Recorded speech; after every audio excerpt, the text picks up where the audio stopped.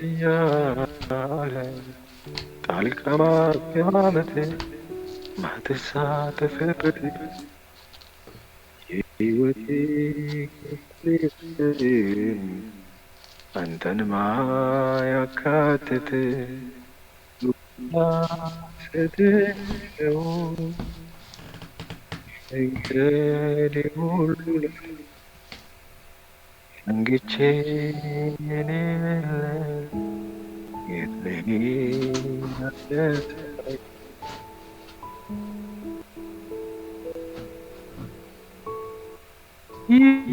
ይር ታስፈልገኛል የግድ ታስፈልገኛል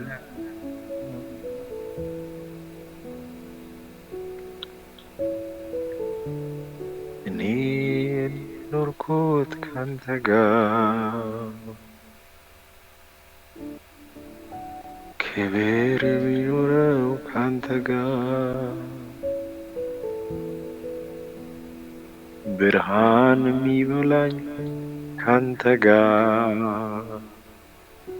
በጽድቅ የምኖረው ካንተ ጋር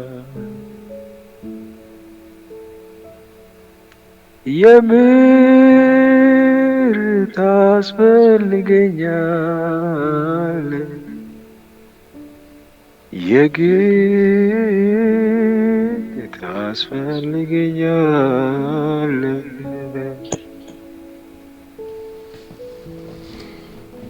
አንዳንዴ አጠገባችን እንዲሆኑ የሚፈልጋቸው ሰዎች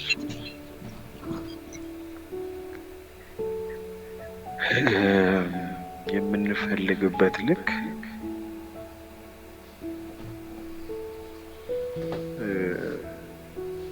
ማለት መጠን አለ ልንፈልግ እንችላለን ከእነሱ ጋር ለምን አብረው እንዲሆኑ ልንፈልግ እንችላለን ግን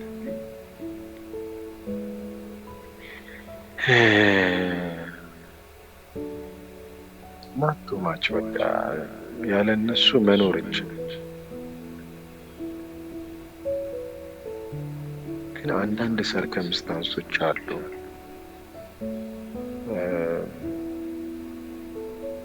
በቃ አምርረን ሰው የምንፈልግበት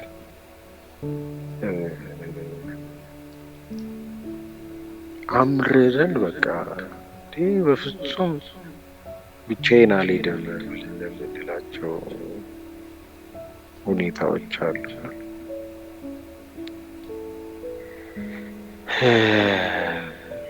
ምን ያህል መንፈስ ቅዱስ በህይወታችን እንደሚያስፈልገን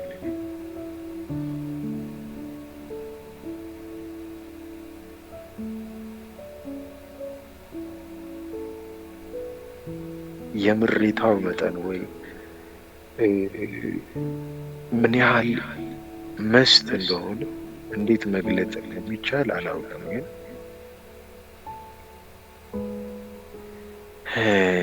እኛ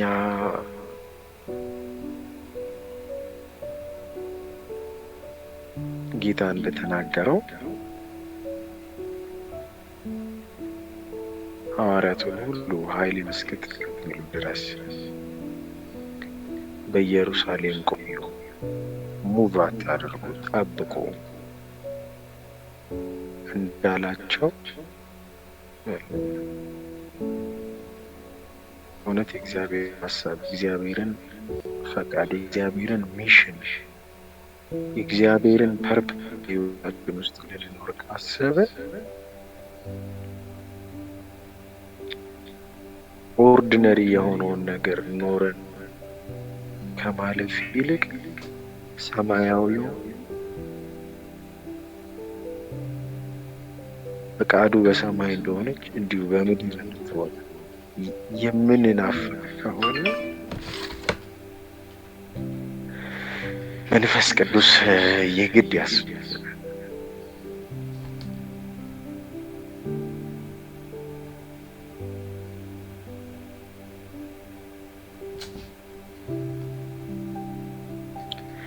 መንፈስ ቅዱስ ላንተ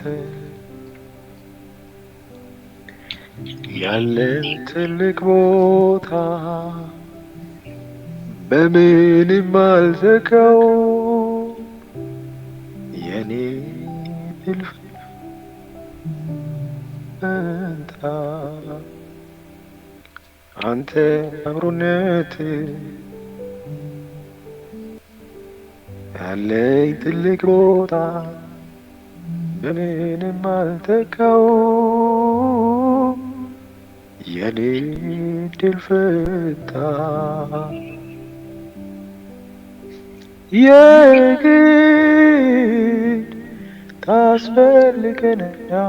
ታስፈልገናለህ የምር ታስፈልገናለህ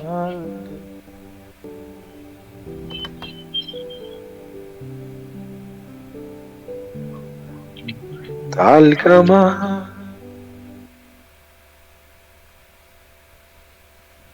ትገባበት ማትሳተፍበት የህይወቴ ክፍል የለም አንተን ማያካትት እውቅና ሰጥሃለው በመንገዴ ሁሉ ላይ ዘንግቼ ምንም የለኝ የት ልሄድ አንተን ሳላይ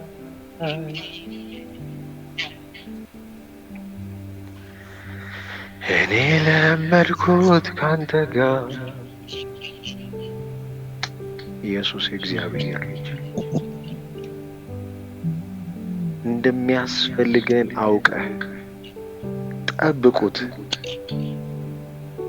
ተቀበሉት፣ ተሞሉት ያልከን ይሄ መንፈስ የግድ ያስፈልገናል። እግዚአብሔር መንፈስ ቅዱስ በውስጣችን የታተምከው የቤዛን ቀን እርግጥ የምታደርግ ለሁለንተናችን ህይወትን የምትሰጥ የትንሣኤ መንፈስ የእግዚአብሔር መንፈስ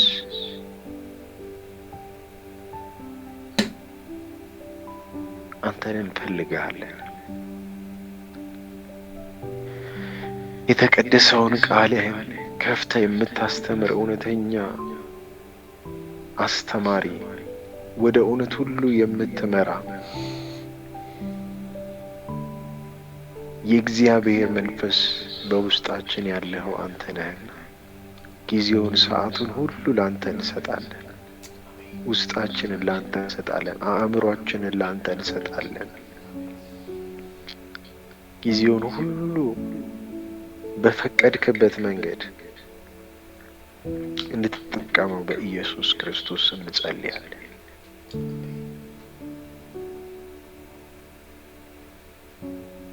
የገባንበት መንግስት ባንተ በመንፈስ ቅዱስ የሆነ ጽድቅ፣ ሰላም፣ እውነተኛ ሐሴት ነውና እግዚአብሔር ሆይ በዚህ እድቅ ነገር እዚህ ሰማያዊ ነገር ህይወታችንን እንድትሞላው በኢየሱስ ክርስቶስ ስም እንጸልያለን። እናመሰግንሃለን በክርስቶስ ኢየሱስ አሜን አሜን አሜን።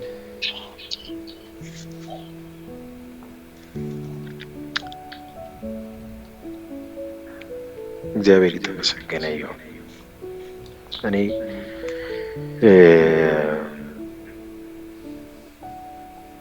ሮሜ 7:8 ላይ መቆየታችንን በጣም ወድጀዋለሁ። ምክንያቱም በቃ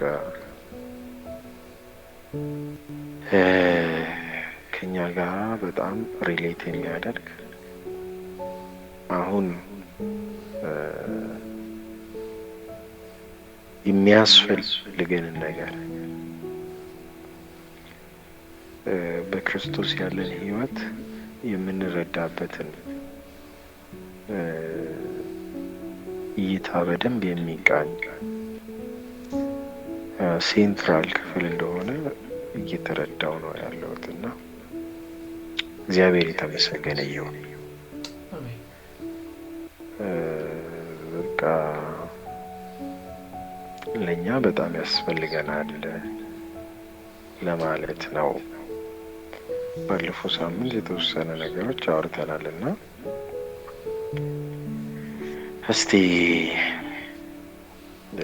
የተለቀቀው ጥያቄ በጣም ጥሩ ነው አግኝቼዋለሁ እና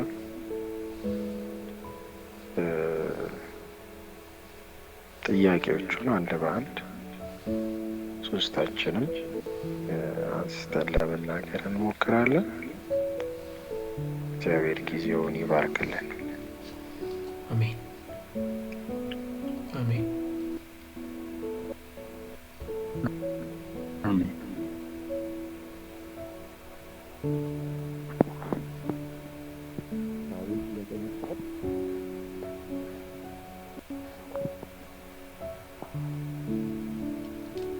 ገና እያየሁት ነው።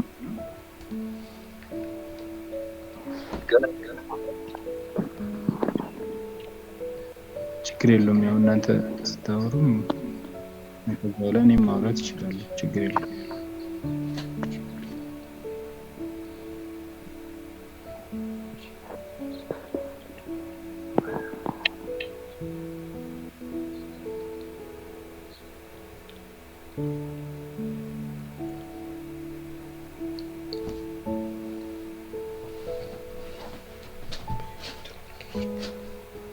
ኦኬ ሳሚስት የመጀመሪያው ሳቢያ ማቀረብ ነው።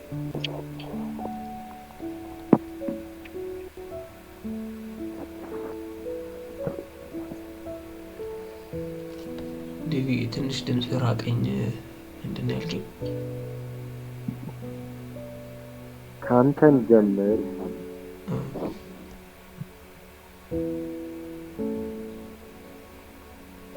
እሺ አንድ ላይ አብረን እንድንጀምር ቃሉን ላንብብና ልቀጥል።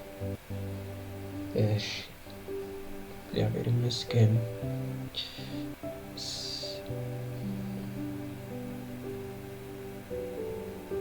ከ11 ጀምሮ ላንብበው። ኢየሱስን ከሙታን ያስነሳው የእሱ መንፈስ በእናንተ የሚኖር ከሆነ ክርስቶስን ከሙታን ያስነሳው በውስጣችሁ የሚኖረው በመንፈሱ ሟች ለሆነው ሰውነታችሁ ሕይወትን ይሰጣል። ከዛ ስለዚህ ወንድሞች ሆይ ግዴታ አለብን። ይሁን እንጂ እንደ ሥጋ እንድንኖር ለሥጋ አይደለም። እንደ ሥጋ ብትኖሩ ትሞታላችሁና። ክፉ የሆነውን የሥጋ ሥራ በመንፈስ ብትገድሉ ግን በሕይወት ትኖራላችሁ። በእግዚአብሔር መንፈስ የሚመሩ እነዚህ የእግዚአብሔር ልጆች ናቸውና። እንደገና የፍርሃት ባሪያ የሚያደርጋችሁን መንፈስ ሳይሆን አባት ብለን የምንጠራበትን የልጅነት መንፈስ ተቀብላችኋልና። የእግዚአብሔር ልጆች መሆናችንን ያ መንፈስ ራሱ ከመንፈሳችን ጋር ሆኖ ይመሰክራል።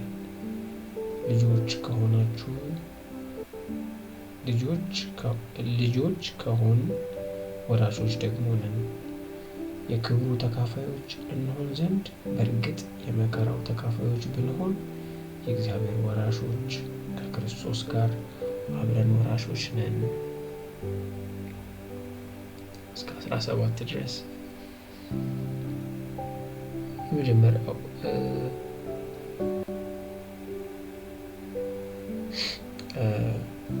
ያው ከዚህ በፊት በነበሩ ጥናቶች ላይ በመንፈስ ቅዱስ በውስጡ ያለ ሰው ሊኖር የሚችላቸውን ኑሮዎች ከስጋ የተለየ የህይወት ምልልስ እንዴት እንደሚኖር ያየን መተናል እና እዚህ ጋር ሲናገር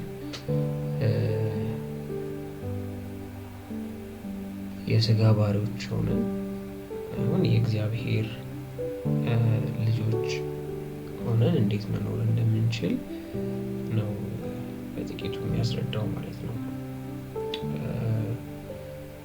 ስለዚህ ወንድሞች ሆይ ግዴታ አለብን። ከላይ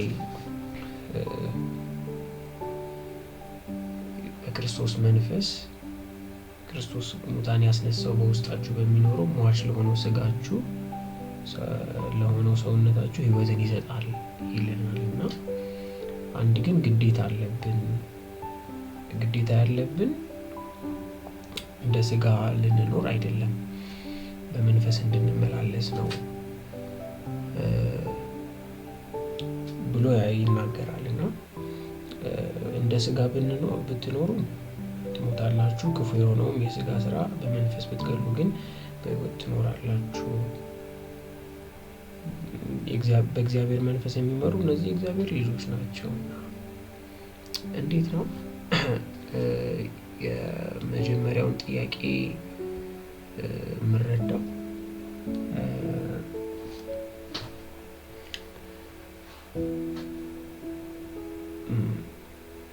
እዚህ ጋር እንደ ቾይስ ነው አይደል እየተቀመጠ ያለው።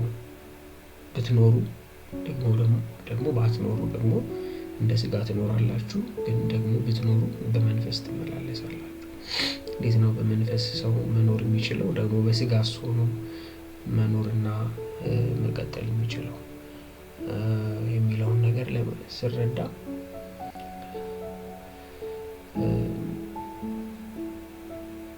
በመንፈስ መኖር የሚለውን ነገር ማስበው የእግዚአብሔርን ፈቃድ በሕይወታችን ውስጥ እያደረጉ እግዚአብሔር የሚፈልገውን ወይም የእግዚአብሔርን ልብ ሊያስደስት የሚችለውን ነገር እያደረጉ መቀጠልን ወይም ደግሞ በየዕለት ተግባራችን ውስጥ የእግዚአብሔርን ድምፅ እየሰማን የምንሄደውን ሕይወት ነው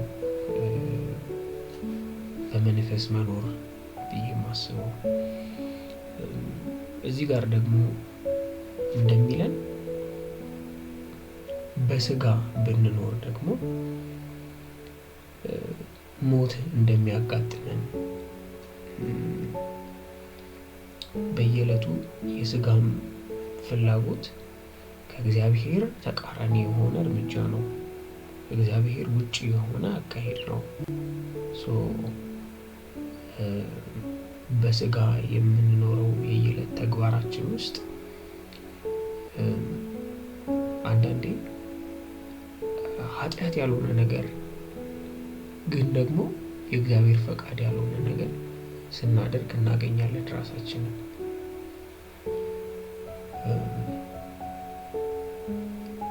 ያ ማለት የማይገባ ቦታ ላይ ራሳችንን መገኘት የሌለብን ስፍራ ላይ ራሳችንን ስናገኘው እንደማለት ነው።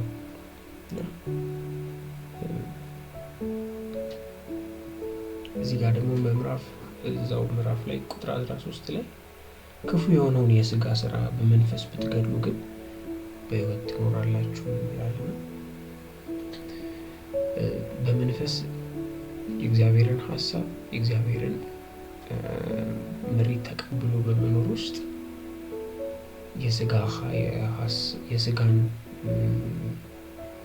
ስራ ገለን በክርስቶስ ያለው መንፈስ በውስጣችን ኖሮ በምንመላለስ ሰዓት ላይ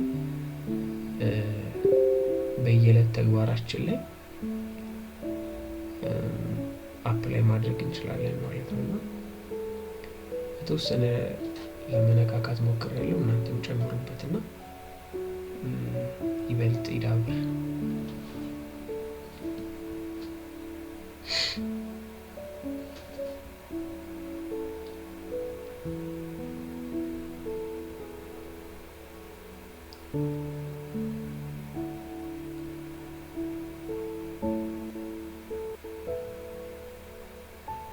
ይሰማል ድምጼ?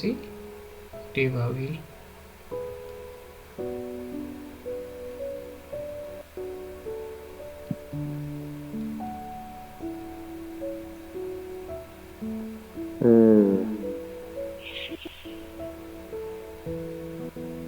በስጋ መኖር እና በመንፈስ መኖር እና ሁለት ተቃራኒ የሆኑ ነገሮች ናቸው።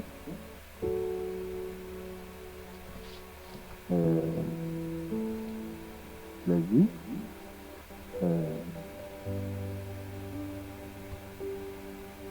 ከዚህ ክፍል እንደምንረዳው በመንፈስ መኖር ማለት የስጋን ስራ በመንፈስ ክፉ የሆነው የስጋን ስራ በመንፈስ ሞርቲፋይ ያደርጋሉ፣ እየገደሉ የመንፈስን ፈቃድ የእግዚአብሔርን ሀሳብ በሕይወት ውስጥ መግለጥ ወይ ደግሞ ለመንፈስ ቅዱስ ለእግዚአብሔር ቃል እውነት የተገዛ ሕይወት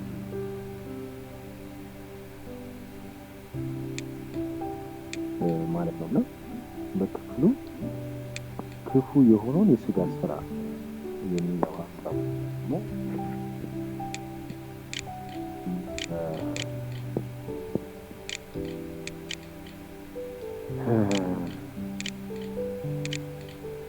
እንግሊዝኛው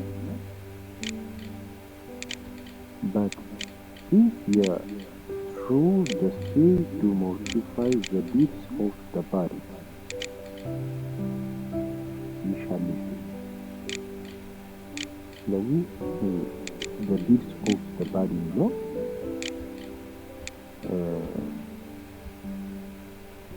የተገለጡ ናቸው።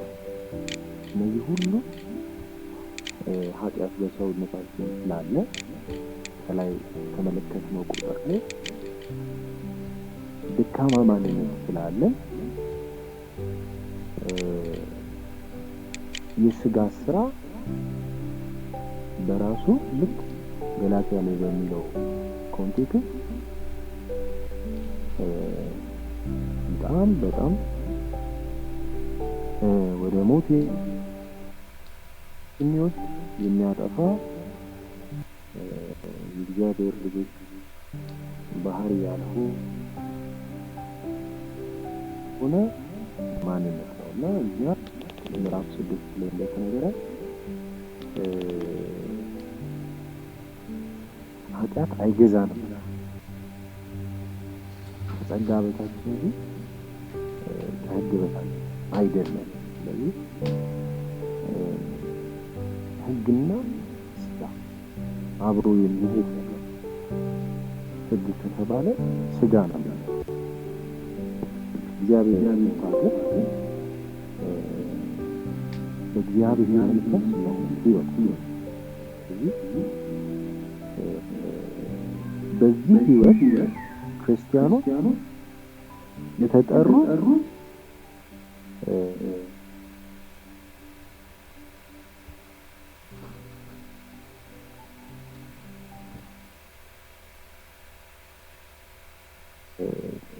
ያንን ማንጌጨቁ ቬሊ የሚበል ትራንዚንግ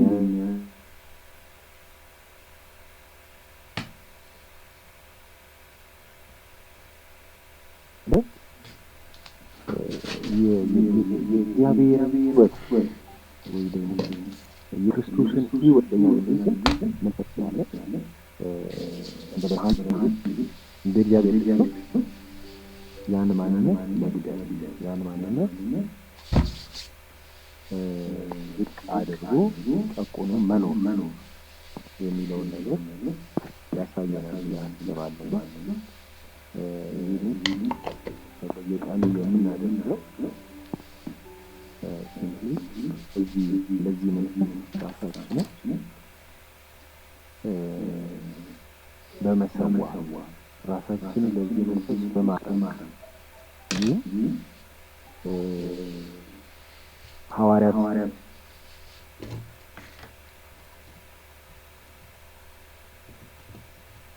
ሲተገብሩት የነበረው በብዙ ጸሎት ወይ ደግሞ በንጹህ ልብ እግዚአብሔርን መለመን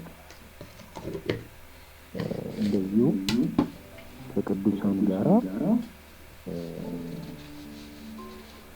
እግዚአብሔርን እውነት የእግዚአብሔርን ቃል በመንፈስ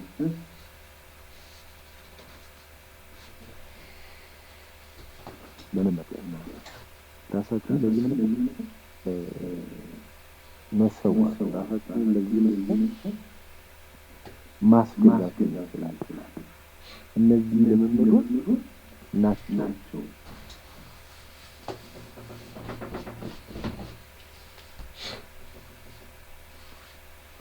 ዕለት የስጋን ስራ በመንፈስ ወሰኑነት ምን ማለት ነው? እና መንፈስ ቅዱስ የሞላባቸው ክርስቲያኖች ሐዋርያት ሥራ ምዕራፍ 12 እነዚህ ነው ሲለማመዱ ይችላል። ስለዚህ ውስብስብ የሆነ በመንፈስ የሚባል ሌላ ትምህርት ሳይሆን ያለው ግልጽ የሆነ እግዚአብሔር የሚፈልገው ከቅዱሳን ጋር ኮሚኒየን መሆን ከእግዚአብሔር ጋራ በጸሎት ከቅዱሳን ጋራ በጸሎት ህብረት በማድረግ እግዚአብሔርን ቃል በመንገድ በመማር የምንኖረው ኑሮ ይሄ በመንፈስ መኖር የሚለውን ነገር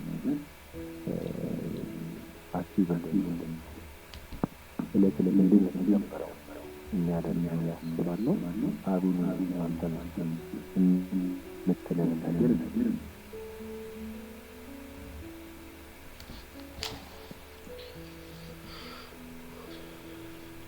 ዴቪን ጨምርልኝ። እዚህ ጋር ደስ ያለኝ ነገር ምንድን ነው? ስጋን ማሸነፍ የምንችለው በመንፈስ ቅዱስ ኃይል እንደሆነ ይናገራልና እኛ ወደ ጌታ እስክንሄድ ድረስ እንኳን ሁሌም ስጋችን ከኛ ጋር ያለ፣ ነገር ግን መንፈስ ቅዱስም ደግሞ ዘወትር ከኛ ጋር ያለ። ስለዚህ ሁሌም ማሸነፍ እንችላለን፣ ሁሌም እንችላለን እና እንዳልከው ለዚህ መንፈስ ቅዱስ ራሳችንን ሰሚት ማድረግ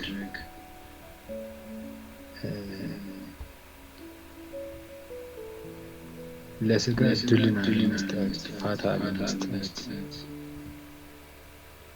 ይገባናልና እግዚአብሔር ለጠራን ሕይወት መኖር የምንችልበትን አቅምን በመንፈስ ቅዱስ ሁሉ ጊዜ ሊሰጠን ይችላል እና ይሄን ነው ማለት የምንችለው።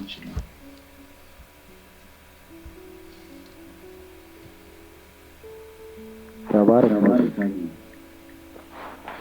መንፈስ ቅዱስ ሁሉ ጊዜ እኛ ጋር አለ።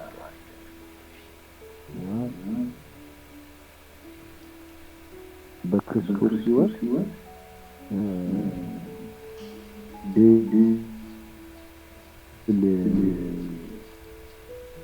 መንሳት እንድንችል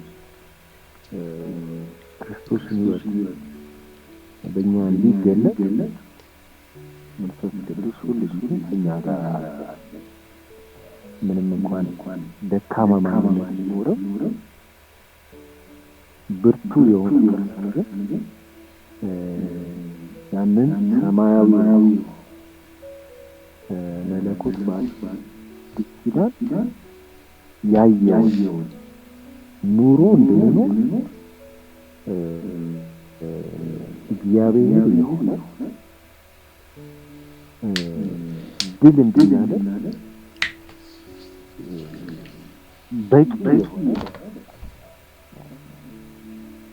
በእርሱ ልንታመን የተገባ ነው። እግዚአብሔር ይመስገን። ሁለተኛው ጥያቄ ያው ከቁጥር 14 ጀምሮ ያለ ሀሳብ ለመንቀሳቀስ ነው። የእግዚአብሔር ልጆች ሆነን እንደተመረጥን ማወቃችን ራሳችንን የምናይበትን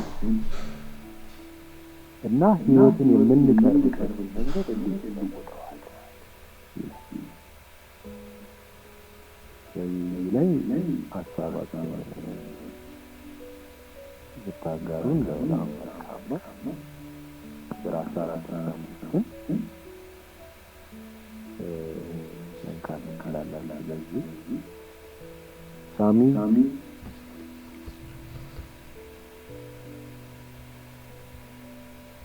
ወይ ዴቫ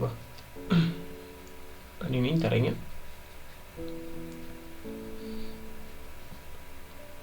አዎ ሳሚ እሺ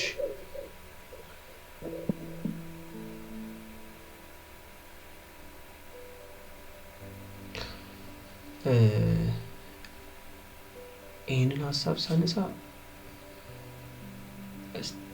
ቻሌንጅ የሚያደርጉኝ ነገሮች አሉ። አሁንም በደንብ በእምነት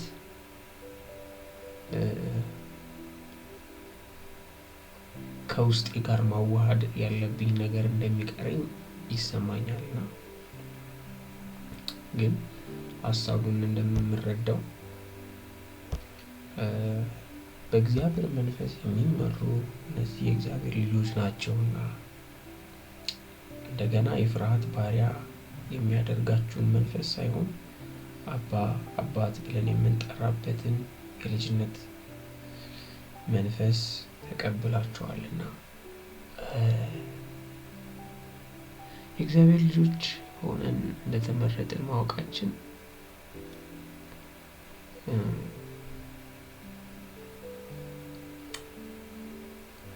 to be honest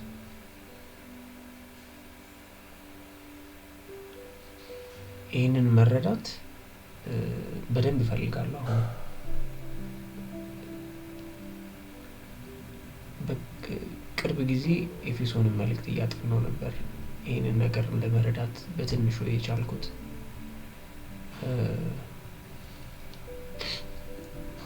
ኤፌሶን ላይ ምዕራፍ 1 ጀምሮ በክርስቶስ ኢየሱስ በሰማያዊ ስፍራ የተባረካችሁበት በረከት ይህ ነው ብሎ የሚዘረዝረውን ሀሳብ ካነበብኩ በኋላ የእውነት ጌታ ለልቤ እንደተናገረኝ ለእኔ ለራሴ እንደተናገረኝ የታወቀኝ እና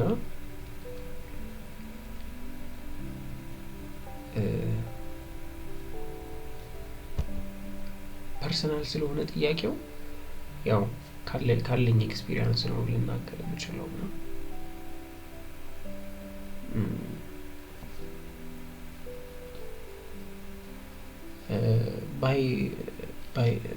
አይ ቲንክ ድንጉጥ አይነት ሰው ነኝ ብዬ አስባለሁ።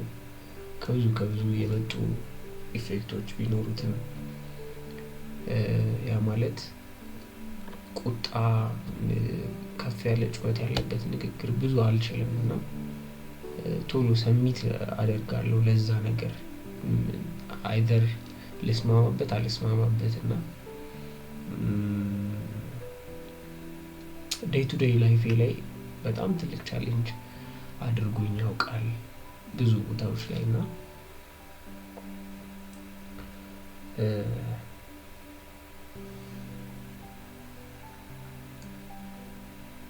ደግሞ ሰይጣንም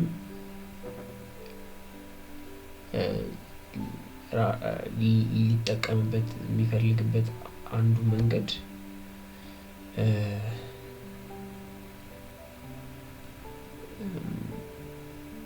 በዚህ አይነት ዲሴፕሽን ውስጥ ያስገባኝ የነበረበት ጊዜ ነበር። ያ ማለት የእግዚአብሔር ልጅ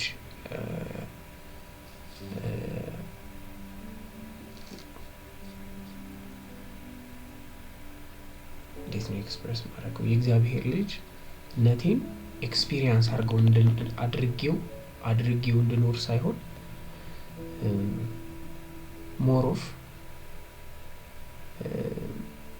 አለመፈለግን ብዙ ከኔ የጎደሉትን ነገሮች ለማሳየት ብዙ ክፍተቶችን ያሳየኝ ነበር ነው ከዚህ የተነሳ የእግዚአብሔር ልጅ ነኝ።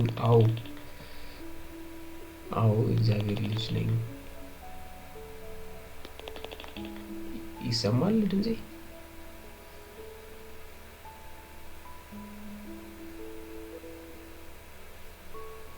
ድምጼ ይሰማል?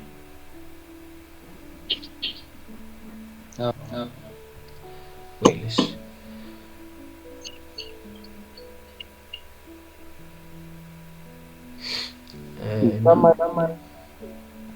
እሺ ዴባ ብዙ ዲሲቭ አድርጎኝ ያውቃል ሰይጣን በዚህ ጉዳይ። ብዙ አንደርስታንድ ኮምፕሊኬትድ አድርጎ ስሎልኝ ያውቃል የእግዚአብሔር ልጅነት። ግን ጌታ ነፃ አውጥቶኛል ብዬ አስባለሁ። የእግዚአብሔር ልጅ መሆኔን መረዳት በጀመርኩኝ ጊዜ የእውነትም በእግዚአብሔር ዘንድ የምፈለግ ሰው፣ ዋጋ ያለኝ ሰው እንደሆንኩኝ ይበልጥ መረዳት እንችያለሁ። እና አንዱ ህይወትን ወይም ደግሞ ስለ ራሴ ያለኝን መረዳት ከፍ ያደረገልኝ በእግዚአብሔር መፈለጌ፣ በክርስቶስ ኢየሱስ ተመርጬ ለዘላለም ህይወት የታጨው መሆኔን መንፈስ ቅዱስ ያበራልኝ ይበልጥ ለኔ ለራሴ ቦታ እንድሰጠው በጣም አድርጎኛልና አንድ ሰውም ይህንን ነገር አንደርስታንድ ሲያደርግ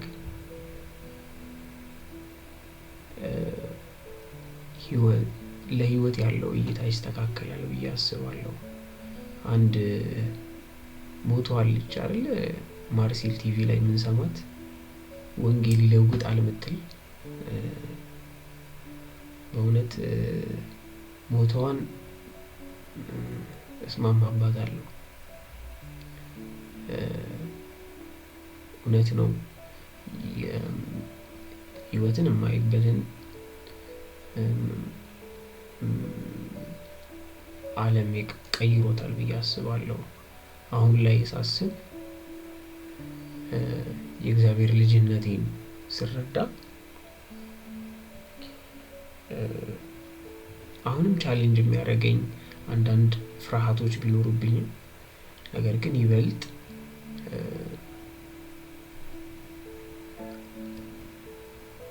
ከፍርሃት ወጥቼ ይሆናል ይደርሳል ብዬ የማስባቸው ፍርሃቶችን ትቼ እግዚአብሔር ላይ እምነትን እንድተዋ ያደረገኝ ነገር አለና ካለኝ ከፐርሰናል ኤክስፒሪየንስ አንፃር ነው ተነስቼ ያወራሁት። ምናልባት ቃሉን ዲፋይን ለማድረግ ጊዜ ባልሰጠውም ግን ካለኝ ኤክስፒሪየንስ የተነሳ ነው ይህንን ነገር ያወራሁት። እና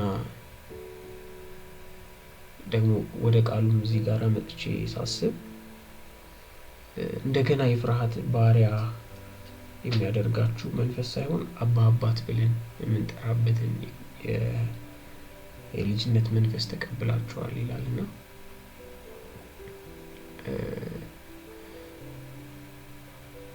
አባትነትን ይበልጥ ኤክስፒሪየንስ ያደረኩት እግዚአብሔር አባት እንደሆነኝ የገባኝ ጊዜ ነበር። እና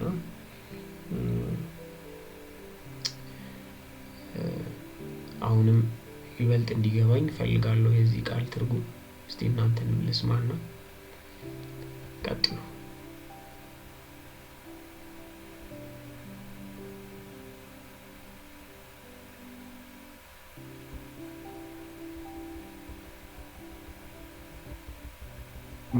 ልቀጥል?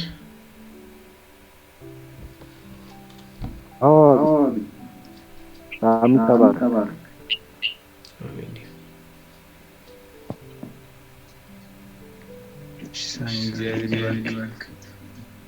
ፐርሰናል ላይፍ በደንብ አካፍለናል።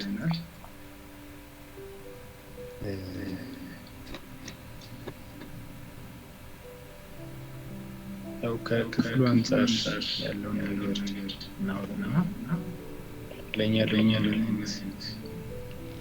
ትርጉም ይሰማል የሚለው ነገር ስናይ እንግዲህ እዚህ ጋር የሚለው በእግዚአብሔር መንፈስ የሚመሩ እነዚህ የእግዚአብሔር ልጆች ናቸው።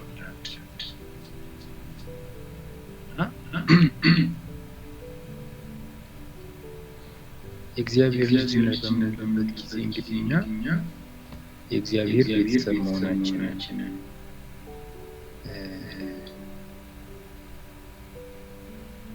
የእግዚአብሔር አካል ውስጥ መጠቃለላችንን እግዚአብሔርን ሕይወት መካፈላችንን የሚያሳይ ነገር ነው።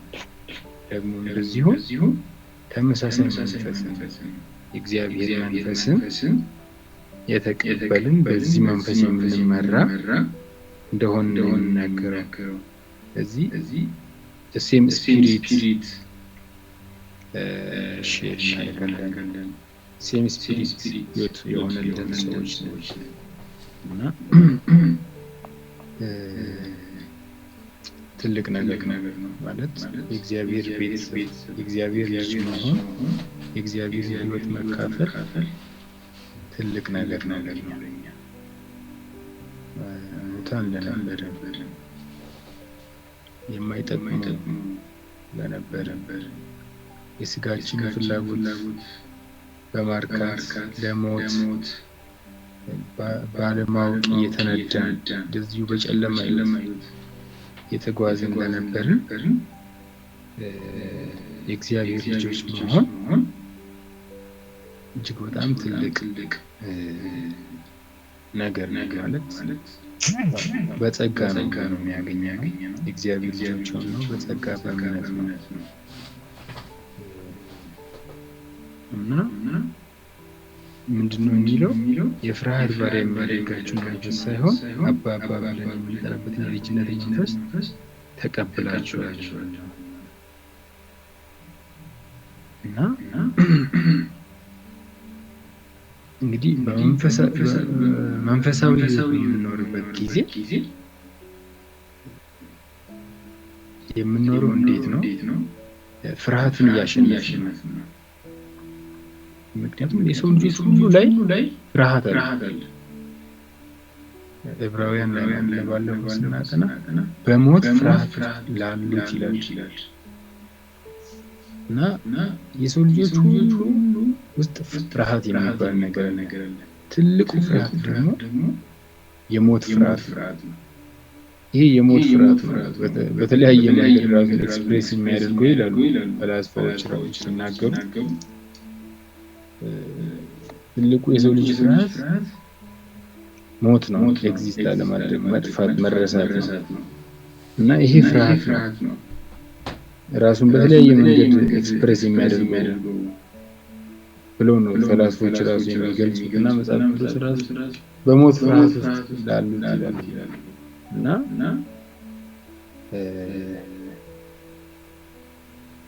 እና እኛ ይህንን ፍርሃት ፊር ማሸነፍ እንችላለን። ፊር በጣም እንትን ነው፣ ትሪክ ነው፣ የሰይጣን ትሪክ ነው።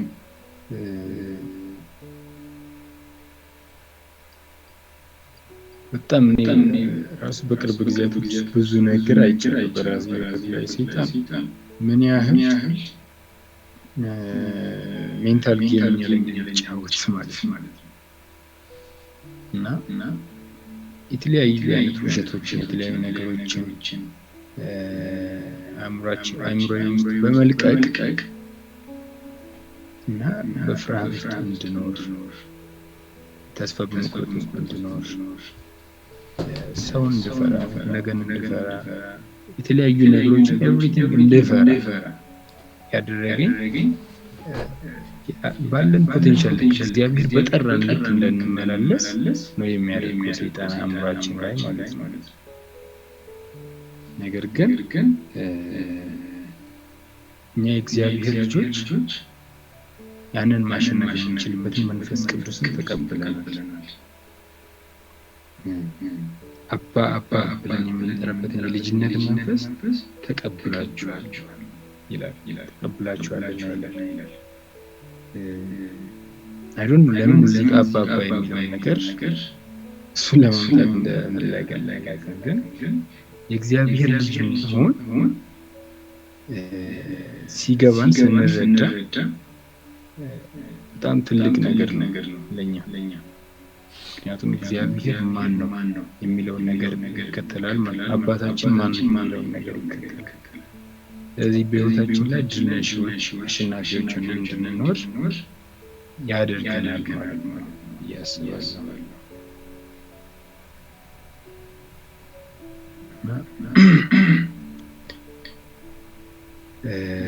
ምንም ነገር ቢፈጠር ምንም ነገር ቢመጣ እኛ የእግዚአብሔር ልጆች እንደሆነ መረዳታችን ያለፈ ይላል የሚልቅ ይላል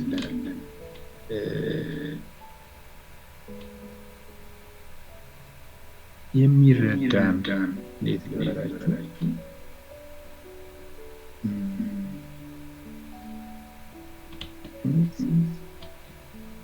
ብቻ ሰኪዩርድ የሆነ ህይወት እንዳለ አውቀን ህይወትን አፕሮች እንድናደርግ ያስባል። ጠዋት ስንነሳ ይህንን ነገር እያሰብን ቀናችን ስንጀምር ስለ ወደፊት ስናስብ ኤቭሪቲንግ ስናስብ ያንን የእግዚአብሔር ልጆች መሆናችን እየተገነዘብን ስንጀምር ድል ነስተን እንጀምራለን ብለን አሸንፈን ነው የምንጀምረው ህይወታችንን የምንኖረው ነው። በጣም ኢንፍሉዌንስ አለው በእኛ ህይወት መረዳታችን ብዬ እላለሁ። አጭሩ እንደዚህ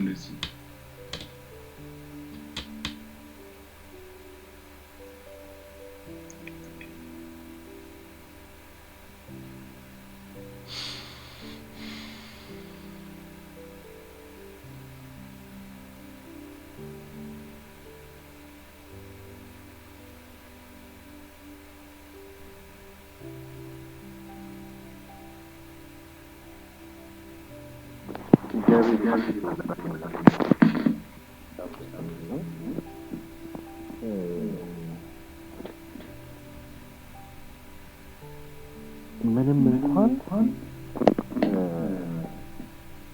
ደካማ ማንነት ያለን ሰዎች ሆነ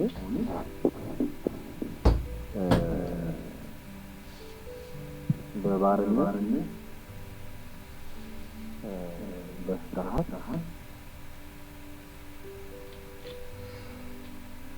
እንዳንኖር ክርስቶስ ነፃ አውጥቶን ክርስቶስ ነፃ አውጥቶን ለኃጢአት የሆነ ነፃነት ሳይሆን ሕይወትን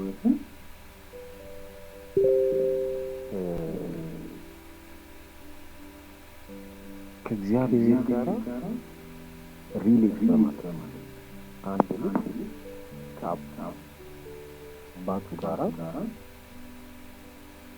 አባትነቱን ካወቀ የምር ያ ልጅ አባቱ ማን እንደሆነ አጠገቡ ያለው ፐርሰን እርሱ አባቱ እንደሆነ ከተረዳ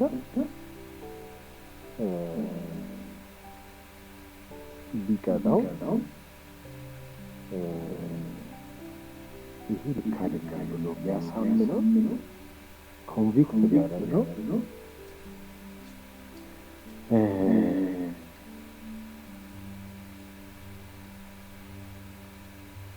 ያንን አባት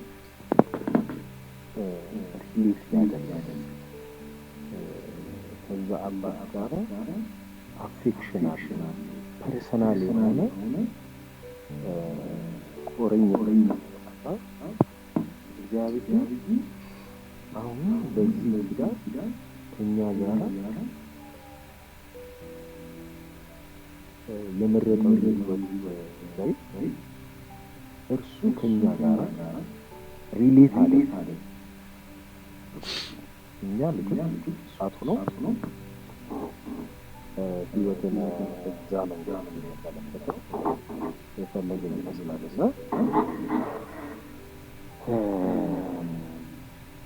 ስለዚህ ዋናው ነገር በውስጣችን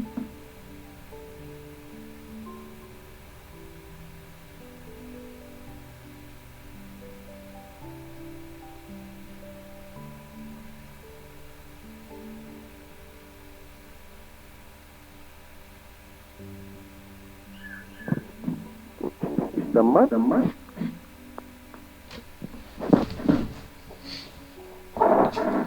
አውዲዮ ይሰማል። የእግዚአብሔር ልጆች ሆነ የምናረጋግጥባቸው ሁለት ነገሮች ከላይ እናገኛቸዋለን። አንደኛው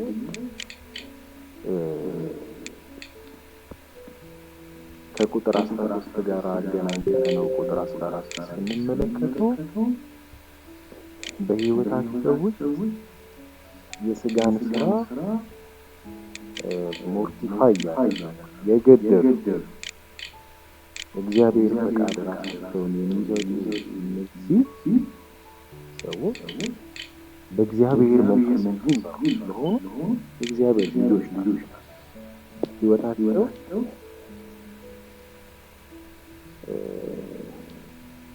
ያንን የሚራመዱበት አካሄድ የሚከተሉትን ጌታ እንደሚከተሉት ደግሞ ጌታን የሚከተሉ እና እግዚአብሔር መንፈስ የሚመሩ ነው እንመለከታለን። ስለዚህ እግዚአብሔር አገልግሎት የሚል ድምዳሜ ይሄ ሪሌሽን ይባላል።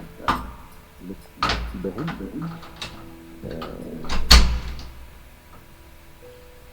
በስጋችን ያለ ተነሳስቶ እንደምንለው ምክንያቱም ኃጢአት ስላለ ሞት አለ። ሞት ካለ ፍርሃት ባርነት። አሁን በመንፈስ ቅዱስ የስጋን ስራ እየገደሉ የመንፈስን ፈቃድ የመንፈስን ሀሳብ እየኖሩ ያሉ የእግዚአብሔር ልጆች ከእንደዚህ አይነት ስርዓት ወጥተው ከአባት ጋር ሪሌት ያደርጋሉ። የሚሰሙት ድምፅ ወይ ደግሞ ውስጣቸው አፊርም የሚያደርገው ውስጣቸው የሚጮኸው ነገር አለ። ልጅ መሆን ነው። ኮንፊርም ስለዚህ እኛ ህይወታችን አሁን እንደቀደመው ይህን አድርግ አታድርግ ተብሎ ለእኛ በተሰጠ ነገር ሳይሆን በውስጣችን ከሚኖረው መንፈስ ጋር በውስጣችን ካለው መንፈስ ጋር ሪሌት ማድረግ ራሳችንን ለዚህ መንፈስ በመስጠት ስጋዊ ነገር የዚህን ዓለም ነገር አስቶ የእግዚአብሔር ሀሳብ የሚያስኖረን መንፈስ ስላለ እንደገና ለጭንቀት፣ ለሞት፣ ለባርነት፣ ፍርሃት እንደማይኖረን ላስቀናሳና ህይወትን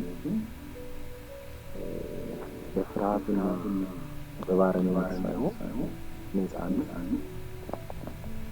የእግዚአብሔር ልጆች እንደሆነ ህይወትን እንድንገፋ እንድንቀጥል ተስፋን እንድናደርግ በእግዚአብሔር እንድናምን እያደረገናል። እግዚአብሔር መሆን እያስባለሁና ከክርስቶስ ጋር አብረን ወራሽ ነን ስንል ምን ማለታችን ነው?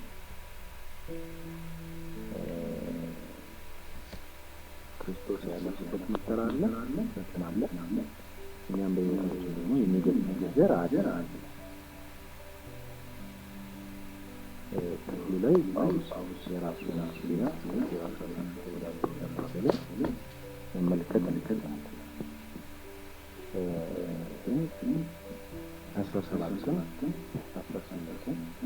እየመካከሉ እንደማጠቃለያ ሀሳቦችን ስለሚሰበን እንችላለን ማለት ነው። ሳሚ አንተ ጋር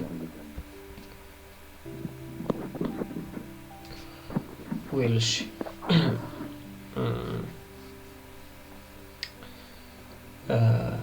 እግዚአብሔር ይመስገን ጥሩ ጊዜ ነው ያስባለሁ። ጥሩ ሪፍሌክት እያተደረገን ነው። ቁጥር 17 ላይ ያለውን ሀሳብ ላንብብና ልጆች ከሆን ወራሾች ደግሞ ነን፣ የክብሩ ተካፋዮች እንሆን ዘንድ በእርግጥ የመከራው ተካፋዮች ብንሆን የእርሱ ወራሾች ከክርስቶስ ጋር አብረን ወራሾች ነን። የእግዚአብሔር ወራሾች ከክርስቶስ ጋር አብረን ወራሾች ነን። የአሁኑ ዘመን ስቃይ ወደፊት ሊገለጥ ካለው ለእኛ ከተገባልን ክብር ጋር ሲነጻጸር ምንም እንዳይደል ቆጥራለሁ ይላልና ስለ የትኛው መከራ ስለ የትኛው ስቃይ ነው የሚያወራው ጳውሎስ እዚህ ጋር እያነሳ ያለው? አንድ ነገር ከላይ እርግጠኛና አሹራንስ የሚሰጠን የእግዚአብሔር ልጅ መሆናችንን ያ መንፈስ ከመንፈሳችን ጋር ይላል። በእኛ መንፈስ የኛ የራሳችን መንፈስና ደግሞ መንፈስ ቅዱስ ራሱ ለኛ ይመሰክርልናል። ልጆች መሆናችንን ነው ያ የሚመሰክርልን። ስለዚህ ልጅ ደግሞ ምንድነው? የአባቱ ወራሽ ነው። ግን ልጅ ወራሽ የሚሆነው ክብር ብቻ አይደለም።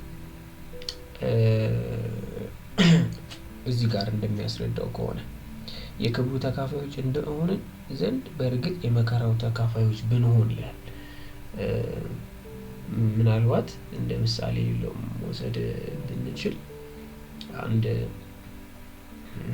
ልጆች ቢኖሩት አንድ ትልቅ ባለጸጋ ሰው የሆነ ጊዜ በጣም ባለ ሀብት ሆኖ የሆነ ጊዜ ደግሞ ሀብቱ ከሱ ሲወሰድ የልጆቹ ልጅነት በሀብቱ መምጣትና በሀብቱ መሄድ የሚቀየር አይደለም። ልጆቹ ልጆች ናቸው።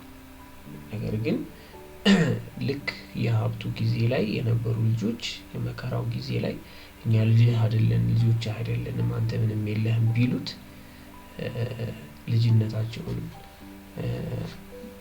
የእውነትም እነዚህ ልጆች ስለ ልጅና ስለ አባት ግንኙነት ገብቷቸዋል ወይ የሚል ጥያቄ ሊያስነሳ ይችላል። አሁን እዚህ ያለው ምድር ላይ ካለው መከራ፣ ምድር ላይ ካለው ስቃይ፣ ምድር ላይ ካለው ፈተና፣ በራሳችን ከሚመጡ ፈተናዎች፣ በሰይጣን ከሚመጡ በዓለም በስጋ ከሚመጡ በዓለም ከሚመጡ ስጋዎች ምንድነው ፈተናዎች በላይ ሊሆን ያለ ሌላ ክብር አለ። በክርስቶስ ኢየሱስ ልጅ ባደረገን በሱ አማካኝነት ማለት ነው።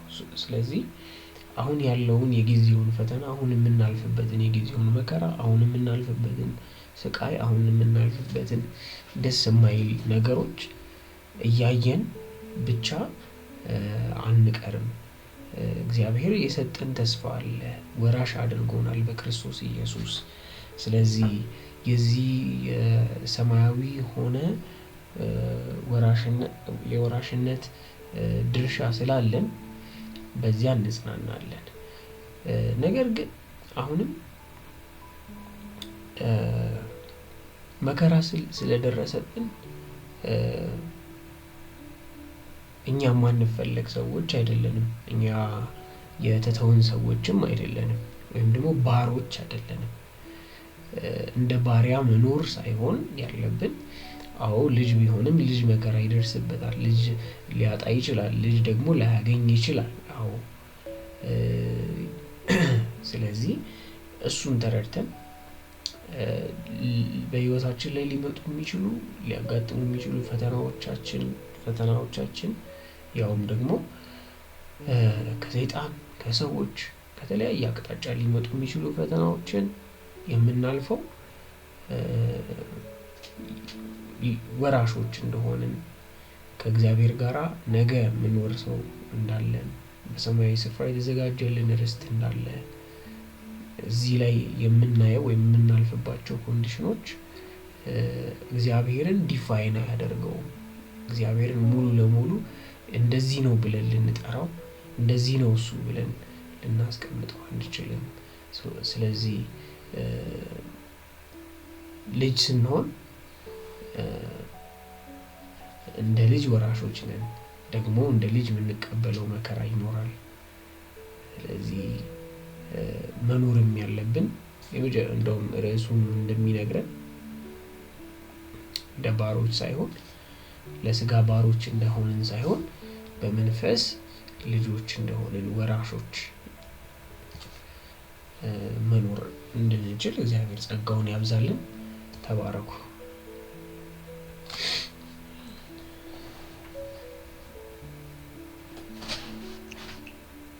አሜን። ተባረክ አንተም ሳሚ።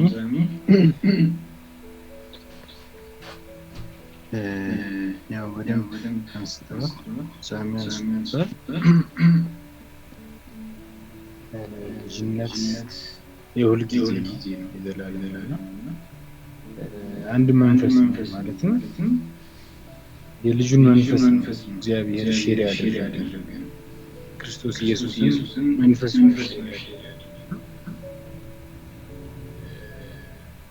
ዕብራውያን ስናጠና እግዚአብሔር እንዴት ልጁን ኢየሱስ ክርስቶስን በስተመጨረሻ እንደሚያከብረው ምዕራፍ እናገኛለን። ከመላእክት ሲያነጻጽር በኩሩን